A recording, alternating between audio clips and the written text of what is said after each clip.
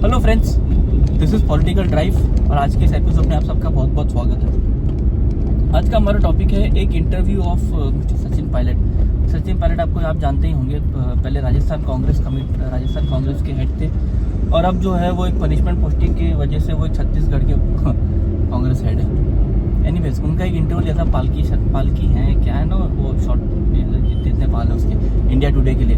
Anyways, आगे बढ़ते हैं। उसमें 3-4 बातें यार इसने बोली सचिन पायलट ने, मतलब इज्जत ही खराब हो गया मेरे नज़र में उसके लिए। मैं तो इसको कितना रिस्पेक्ट करता था यार कि सचिन पायलट में थोड़ी तो अकल की बात करेगा। सबसे पहले बात हुई नरेंद्र मोदी जी ने जो नेपोटिज्म के लिए बात करी कि नरेंद्र मोदी जी ने पार्लियामेंट में कहा था ना कि हमारे नेपोटिज्म हमारे इसमें भी है। ऐसा नहीं है कि जो पॉलिटिशियन के लड़के हैं वो उनके बच्चे भी हमारे इसमें नहीं है। बट हमारा मेन मुद्दा ये है परिवारवाद का, ये कि कोई एक परिवार एक पार्टी नहीं चलाता। पार्टी में जो होता है वो एक परिवार डिसाइड नहीं करता। ये बड़ा मुद्दा है परिवारवाद के लिए। तो उसके लिए पता है सचिन पायलट क्या बोलता है?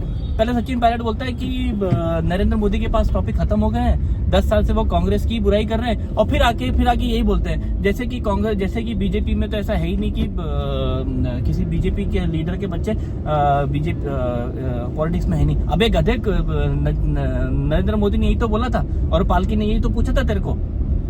फिर भी अक्ल तो है नहीं यार, बिना अक्ल की बात करते हैं। फिर उसके बाद बात होती है वो इलेक्शन कमीशन के इसके लिए क्या इलेक्ट्रॉनिक अपना वोटिंग मशीन है ना, ईवीएम, उसके लिए पालकी बोलती है कि जहां पे कांग्रेस जीतती है वहां पे तो पालकी ने पूछा जहां पे कांग्रेस जीतती है वहां पे तो आपको ईवीएम पे सवाल नहीं उठता, जहां पे कांग्रेस हारती है वहां पे आप सवाल उठाते हैं। पता है सचिन पायलट क्या बोलता है कि इलेक्शन कमीशन का फर्ज है कि किसी को भी थोड़ी सी भी अगर प्रॉब्लम है ना कि थोड़ी भी चिंता है तो उसको दूर करो। अबे साले, जब जहां पे तुम लोग हारते हो वहीं पे तुमको चिंता होती है, जहां पे तुम जीतते हो वहां पे कोई चिंता नहीं है। वहां पे सब ठीक है। वही तो सवाल था कि तुम्हारा इतना ये तुम दोहरे मायने क्यों है कि जहाँ पे जीतते हो वहां पे ठीक है, जहाँ पे हारते हो वहां पे प्रॉब्लम है। तो इसी का तो जवाब मांगा था, लेकिन नहीं। और पालकी को भी समझ तो है नहीं कि उसको क्रॉस क्वेश्चन कर ले।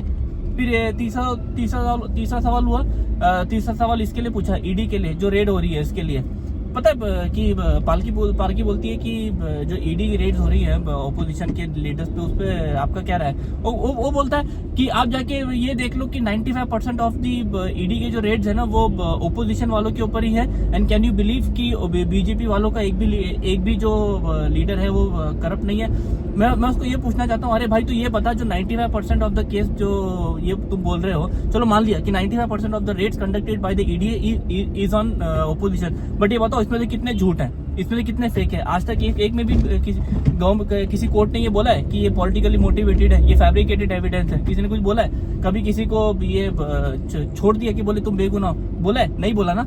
और ऐसा तो है नहीं ना कि भाई पूरे देश में कहीं पे भी तुम्हारी सरकार है नहीं, स्टेट गवर्नमेंट तो है ना कांग्रेस की कहीं ना कहीं पे।